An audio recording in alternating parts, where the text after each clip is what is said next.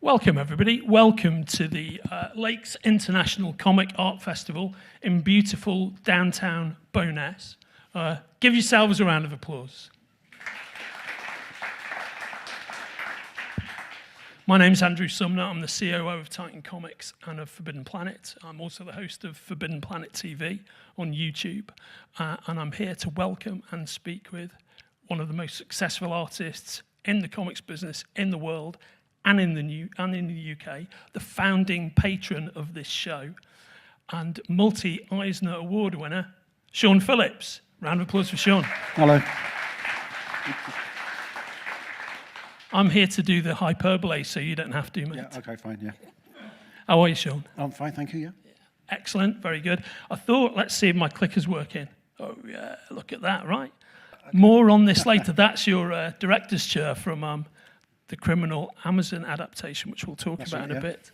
Yeah, was it a real thrill having one of those? Sorry? Was it a thrill having that? Yeah, I mean, I brought the name tag back with me. I went to visit the set in Portland, Oregon a few weeks ago. I couldn't bring the whole chair back. And also, they're really uncomfortable. You wouldn't want one. I sat on that for a week. God, that gave me backache, that did. But I've got the name bit. On the other side of there, it's got the criminal logo, so that's pretty amazing, cool. Mate. No wonder you brought it back. Did you have to razor it off, or did it just slip off the chair frame? Slips off. Oh, nice one. And there was one man, we weren't allowed, all the chairs were stacked up for us every morning, and we weren't allowed to get them ourselves. There was one man whose job it was, his union job was to put the chairs out, and we weren't allowed to touch them. Man, yeah, that's so like organised. That's like dealing with the Teamsters at Comic Con. Yeah, it's the same thing. Yeah, 100%. Before we talk about any of that, though, let's have a little talk about your career, mate. Okay. So back in the day, how did you get into being a comic book artist? Well, I was always interested in comics, as long as I can remember. I had a comic strip published in the local paper when I was 12 for a few months. And then when I was about 13, I met someone at school who did a class in how to draw comics. It was an adult education class, but me and a friend who were really into comics got special permission to go when we were 13. And also the guy who taught me O-level art was also a student on that course as well. And by the time I was 15, I'd been trained enough to draw comics professionally. The guy who ran the class at art school, Ken Houghton, used to draw lots of girls' comics back in the 70s and 80s. By the time I was 15, I started penciling for him, and then he'd fix it, make it look good, and make it look like him. So there was no credits on that stuff. It was for like Bunty comic and Nikki and Judy and all those sorts of girls' comics. So I did that for, instead of like having a paper round or working in a shop or something when I was a teenager, that's what I did. So yeah, from 15 till, I was still doing them, like when I was, just before I started working for Vertigo is when I stopped doing it. So I did years of it. Yeah, amazing.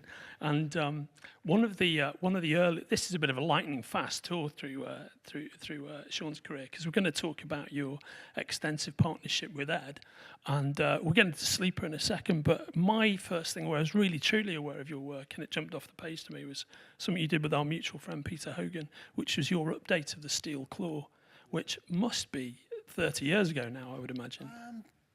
Yeah, I think it was because it was set in London, and I was living in London then, and I moved from London 30 years ago. Yeah, so it must have been. Yeah. So because I went out on location and shot like St James's Park and whatever other bits were needed for the story. I was always was disappointed that I didn't run any further, because I remember Peter telling me he had a whole set of stories for that lined up in his head, which would have been great to see you guys do. Yeah, I mean, I didn't know that at the time that there was ever any plans to do more than the 8 pages or whatever it was I drew. But yeah, I mean, I was never that big a fan of that stuff when I was a kid, though. So it wasn't. Yeah. It was just a job, really. I mean, I did a nice job, I think, but you know, I wasn't. it wasn't that much of a thrill really, because it wasn't my sort of thing. Well, for me, looking back on it now, because I dug it out the other day, and it's amazing how fully formed your whole style was, even back then. You know, I think, you know, right from, for me, you know, as a fan, right from the early knockings of your career, you've been very, very consistent in terms of the high quality of your work.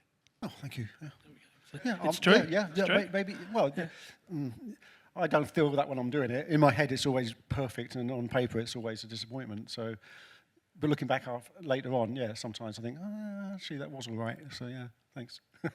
Sean, can you talk a bit about how your partnership with Ed began, which, as I recall, was actually on Scene of the Crime, which Michael Lark penciled, right? Yeah, I mean, by then I'd been working for DC for maybe 8 or 9, 10 years, something like that. I think it was 99, Ed and I started on Scene of the Crime.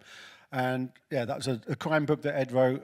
Michael Lark drew it. He did the whole of the first issue, but wasn't very happy with his inks on it. It felt a little bit smooth, and it wasn't quite what he's aiming for. He told his editor, Shelley, who I was already working with anyway, that he wanted something a bit more like I would ink it. So she said, well, why don't you just ask me? So I had time, so I carried on inking the next few issues. And that was the first time Ed and I worked together. But it took a few years before we actually met. Sleeper we started in 2002, 2003, maybe something like that. And I was already at least 6 months into that before Ed and I met. Interesting. Because back then, this is before the internet was invented, so everything was done over. I'd get the script faxed to me from the editor, and everything would go be a phone call through editorial. So artists and writers didn't really have that much to do with each other, especially since Ed lived in the States and I live here. You know, before then, when I was working with like John Smith, say, on stuff for 2000 AD, because we lived near each other, we could see each other physically, but Ed and I barely have over the 25 years we've been working together. I mean, yeah, part of that, it always struck me as somebody who runs a comic book company, is that it's part of that is the last thing people wanted back then are guys like you partnering up, going off on your own and running your own, create your own comics, which is exactly what you ended up doing. Yeah. They like Quite to keep rightly everybody so. separate, so you can't gang up on the publishers. Yeah. I mean, it's difficult to do in today's world, but then you could do it.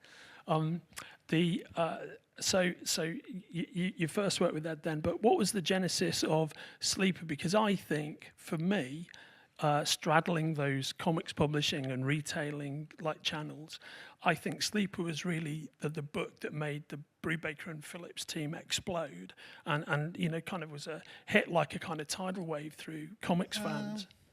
Yeah, I mean, I can't. It's so long ago now that I can barely. I know that I was just asked to draw it, and I had time, and I said yes. So I was already a fan of Ed's stuff anyway.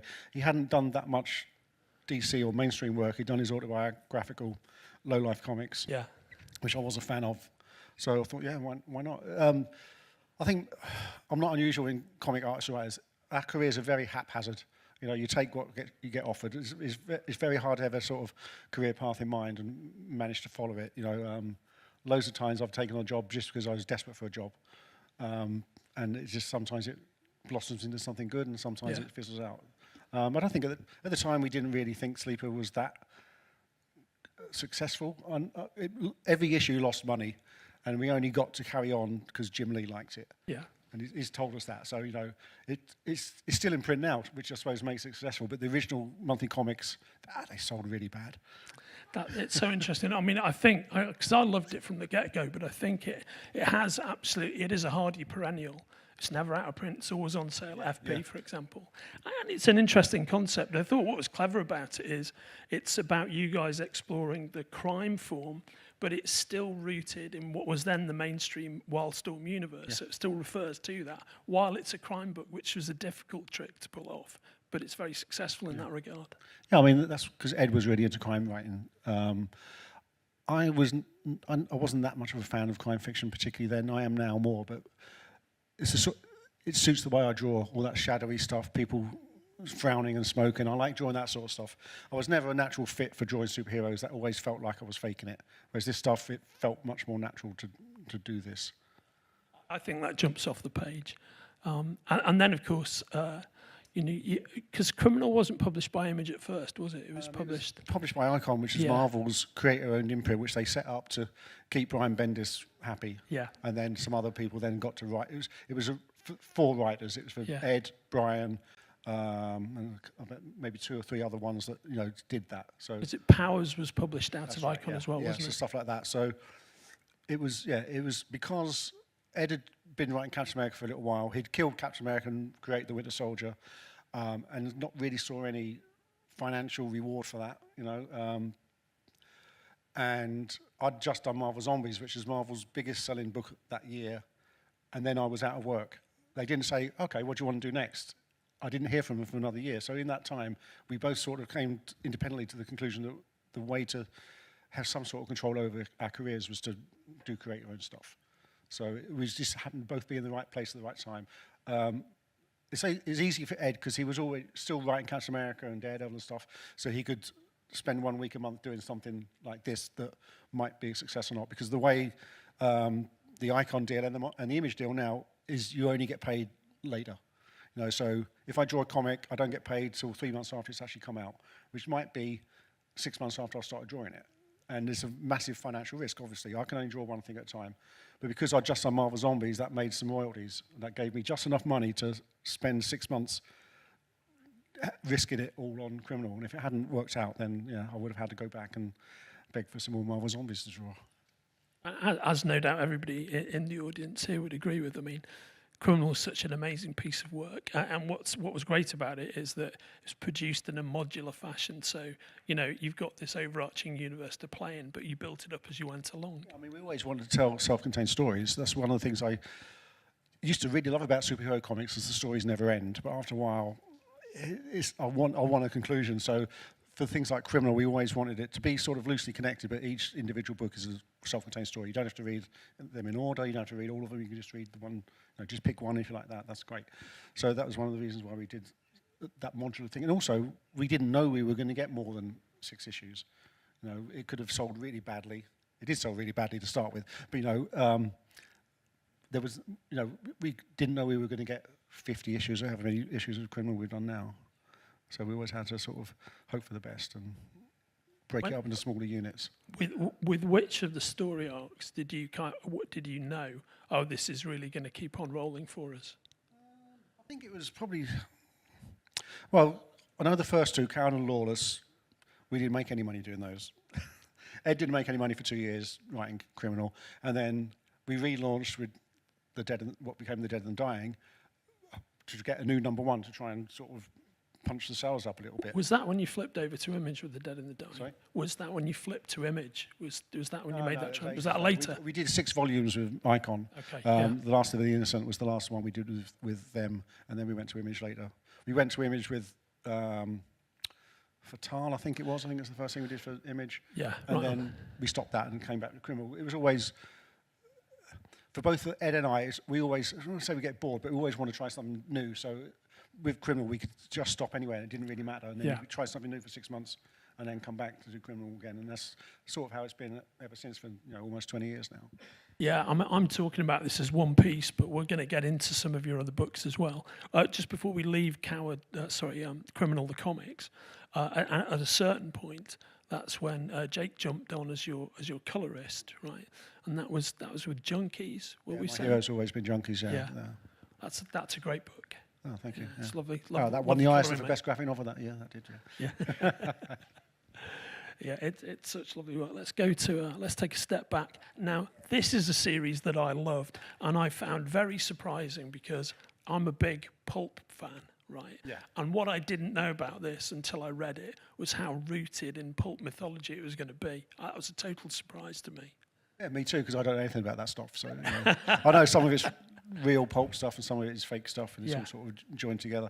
I think we'd done 2 Criminal books by the time we did this, maybe 3. And sales weren't quite like we would have hoped. So we did this thinking if we put some sort of vague superhero type thing in it, we might sell a few more copies. So, he's got a cape. So we thought we'd do that. But I know, I quite enjoy drawing it, but like I said before, I don't feel that comfortable drawing this sort of fantastical stuff. It doesn't come naturally to me. So it was a nice diversion, but I don't feel that attached to it. We don't really big this one up very much when we're talking about our books. It's the sort of the forgotten stepchild. Well, yeah, this gets my vote for this should have a more readily price point accessible reprint, I think, because I think you can only get the the big archive edition these days. Yeah, I think the paperbacks are out of print. I think. Yeah, they are. Well, For sure. we probably will put them out again one day. Yeah. Yeah. I'd particularly like you to because my copies got nicked, so I would like to get them back. And here's Fatal, great series, which that was your first Image series, Yeah, right? this is the first thing we did at Image. We went to Image because Rob Kirkman, who's good friends with Ed, said, come and join us. It's much better here.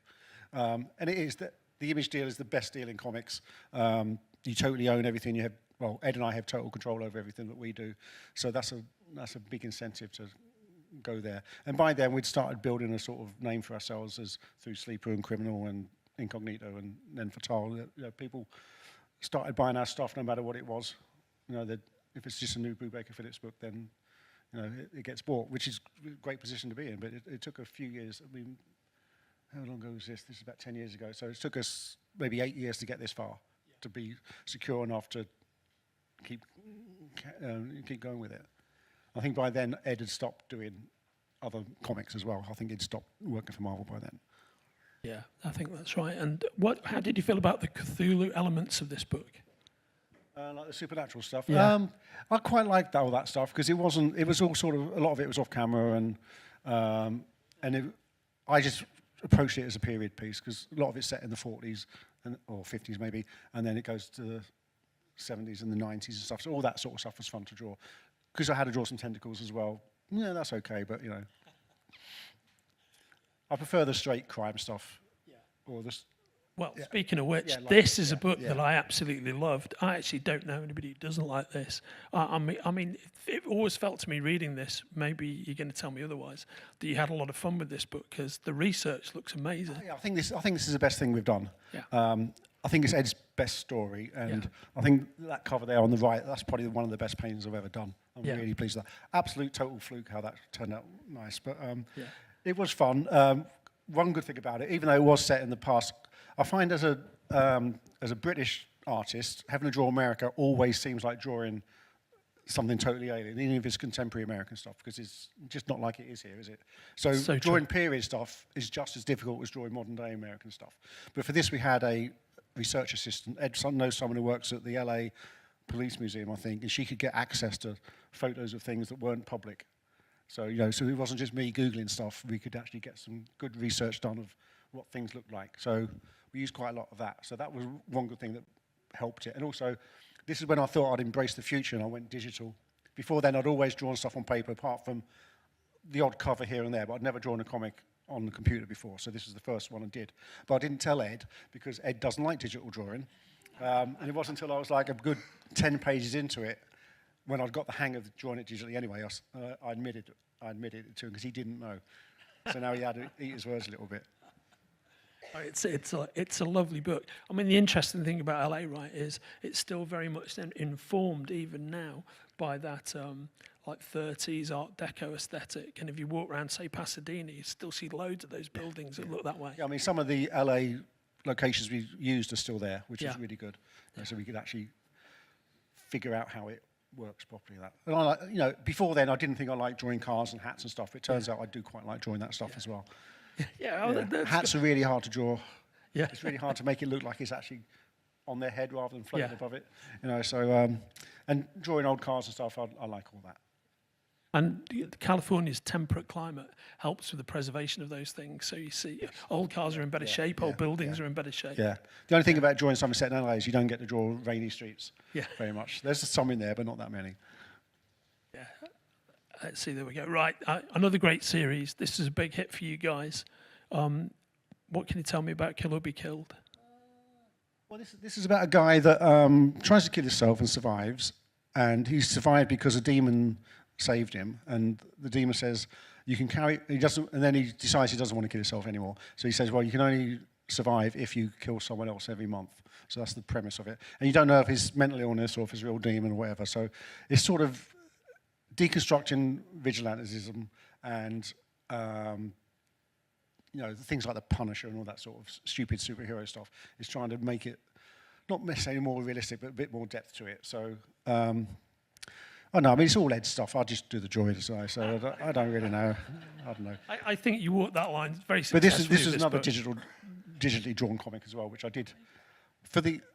I think this is one of the better looking ones I've done because it's, even though I tried not to, you just can't help but zoom in and draw too much detail.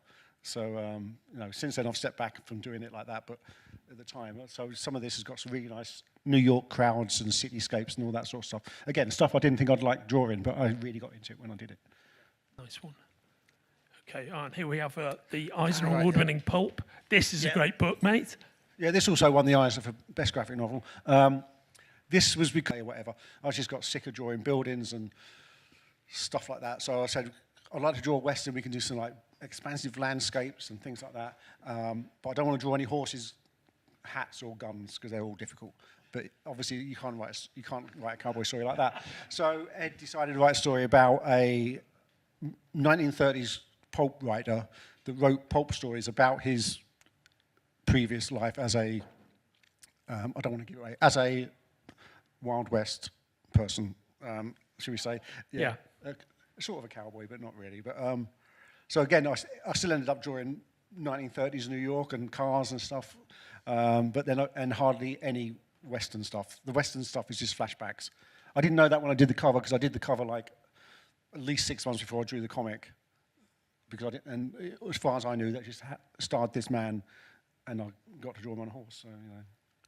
We also did another version of this called the Pulp Process Edition, which is you get the whole original story, but you also get all the how we made it. So it starts with pictures of Ed's handwritten notes, him explaining how he gets his ideas and how he sort of percolates them and gets it, and then it's got all the script. Every script page is opposite the penciled page, and then there's some scans of the actual inked artwork. Jake over there does an essay about why he did the colour, how he did it, and then you get the final story as well. So I think that's the first time anyone's ever made a book on how to make a graphic novel. And I pick it off my shelf quite a lot and look through it, thinking, oh yeah, that's why we do that. I want to learn from this guy. Yeah, because it's until I do things like this or write a book about it, I don't really think about how I make these things. You know, so it's quite weird to have to, you know, explain myself. I mean, the Process Edition, I love Pulp, and I think the Process Edition is... That's being developed as a film at the moment as well. So it's gonna, yeah, and you're attached as producer on that, right? Pardon? You're attached as a producer on yeah, that, I'll be right? an executive producer on that. Yeah. That doesn't really mean anything. I'm not really creatively involved. We've got a director, a guy called Tom McCarthy. Ed's co-writing the screenplay with him. We've got one really famous actress signed up on condition that an even really more famous actor does the other part.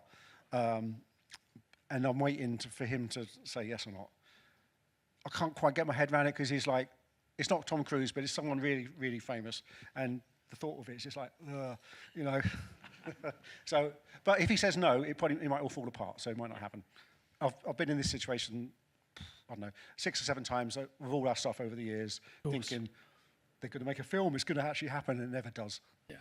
I mean, for somebody like you, so rooted in your movie fandom and the work that you do with Criterion and whatnot, the idea of being sat there in a darkened theatre and your name comes up as executive producer, that must feel pretty good. Yeah, that'd be quite good, yeah. That would be amazing. And this is great. Tom McCarthy's a great director as well. Great choice. Sorry? The director choice is really good. Yeah, he's great. He's Yeah, had a great career. He's an Oscar-winning director. He did a film called Spotlight. Great film. I've not seen it. I'm going to wait and see if he actually makes ours first before I spend 2 hours, before I spend 2 hours watching his film. I'll probably never even get to meet him. I don't know. And here we have the Reckless series, which, as you know, mate, I love. Rooted in the action novels of the 70s, of which I've read a ridiculous it's sort of amount. like the Rockford Files filtered through Ed and I. Yeah. This came about because we started doing this at the beginning of lockdown in 2020.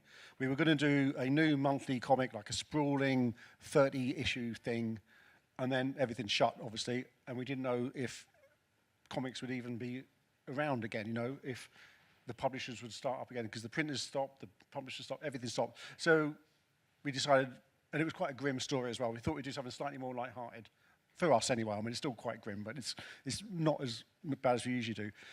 And we was going to kickstart it, and I got about halfway through drawing it, and things opened up again, and Image said, oh no, we'll publish it. So we just carried on. But by then we'd decided on graphic novels rather than monthly comics, because Kickstarting monthly comics is a stupid idea. So, but kickstarting a graphic novel.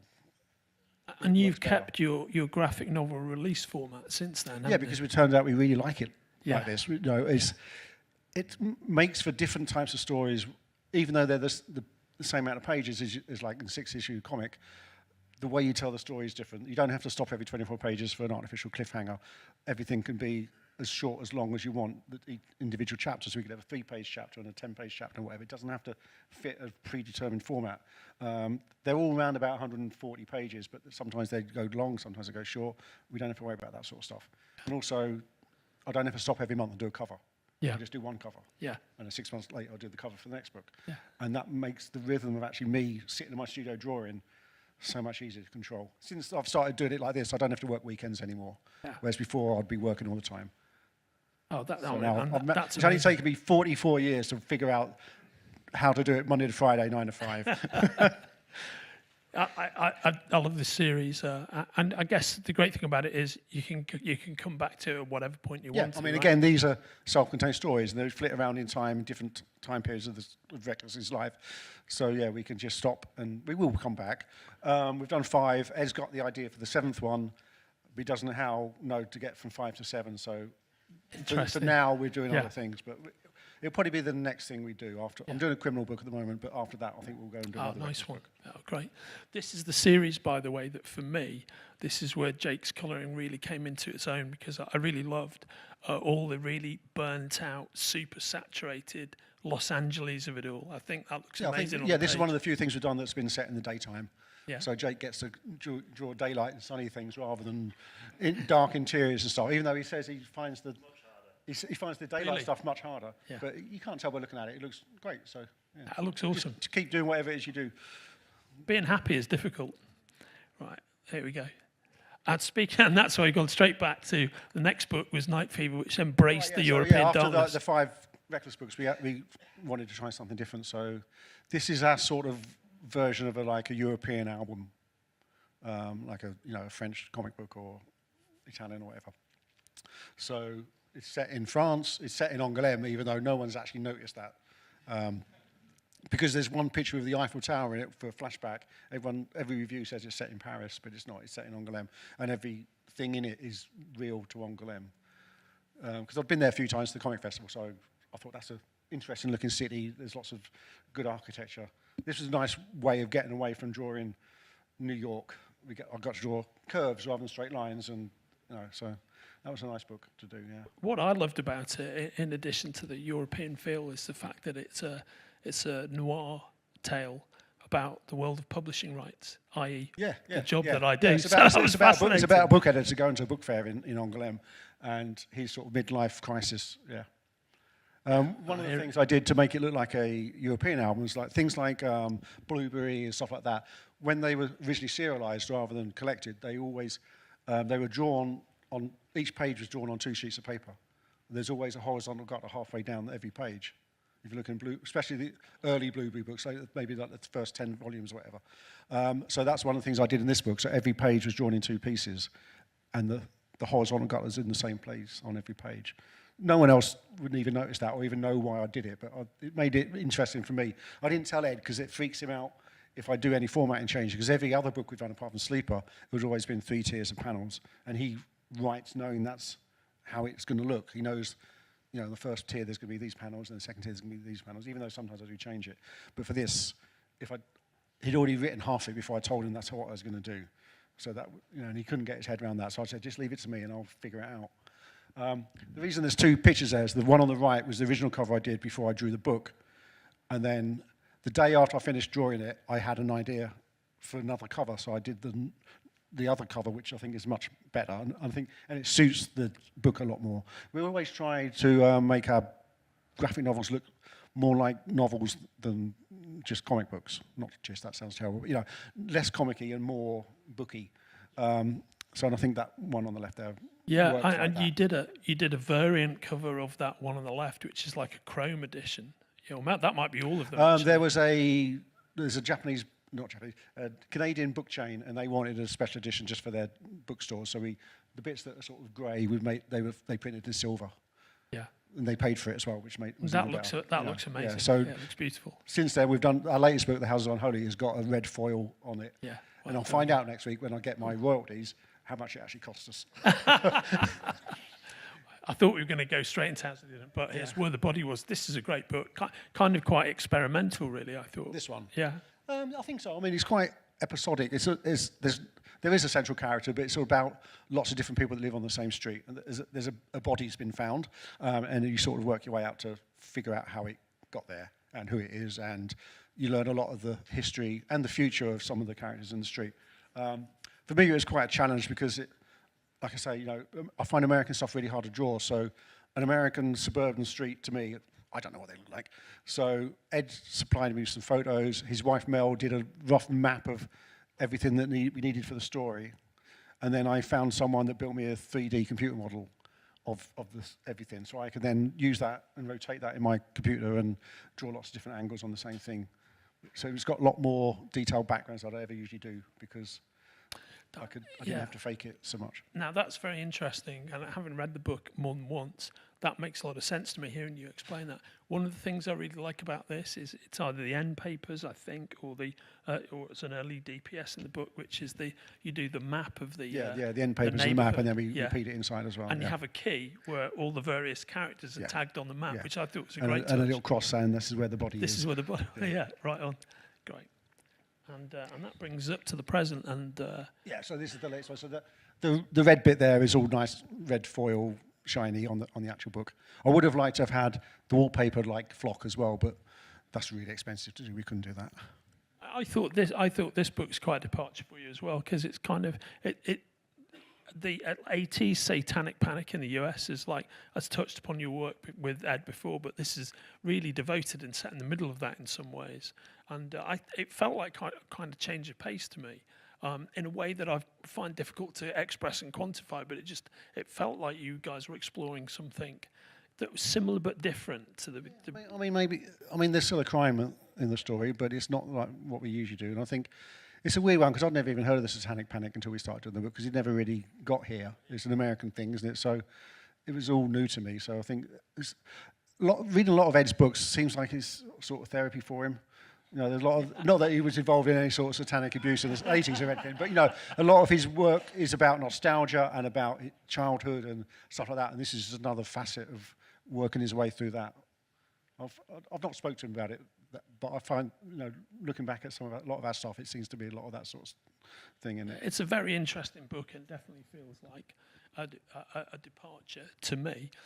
And now, of course, we're just about to talk about Criminal, the TV show, the Amazon show. Here because show. I did supply loads of slides that I'm not allowed to show anybody, and then last week I had a change of heart and I took them all back again. So there's no really bad ones here, but there's none anymore. This is it. So we're just gonna. There's some more. No, I actually. You took them out. Yeah, I think everybody got a bit nervous and we took them. I think we go here. Look, Okay then. Okay, yeah. Okay. Sorry. Yeah. There's none then. Okay. Yeah. Because when I shall I just talk about Please now? do. Yeah. So obviously, Criminal's been made into a TV show by Amazon.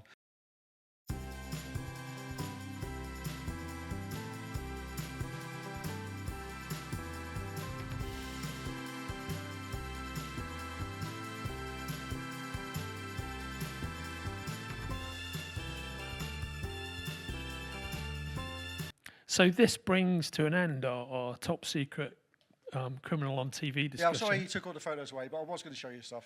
Yeah. They weren't that interesting. It was pictures of like the back of a scenery and pictures of Portland and stuff, really, because I wasn't allowed to show anything else. But you know, if anybody really wants to see a picture of me and Luke Evans, I'll show you in a minute. Yeah, there you go. And before we depart, just like to say thank you to our sponsors, Arts Council England. I'd like to say thank you very much to all our volunteers at LICAF. Thank you very much. Give them a round of applause.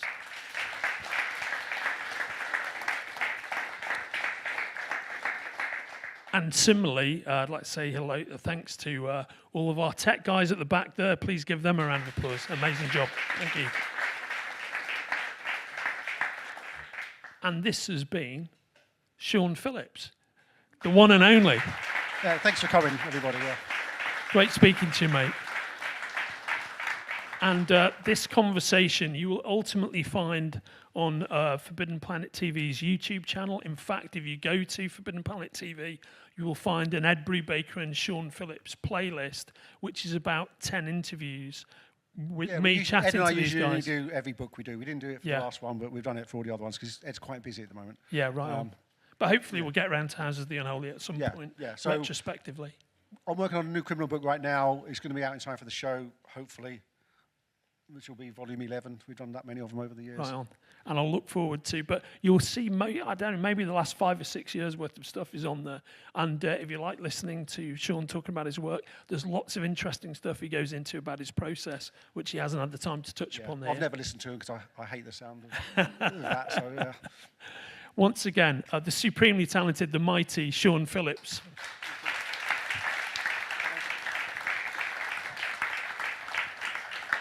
If you're enjoying watching Forbidden Planet TV and you're enjoying watching us talk to the world's most interesting and accomplished filmmakers, authors, artists, musicians, creators, subscribe right here. See you soon.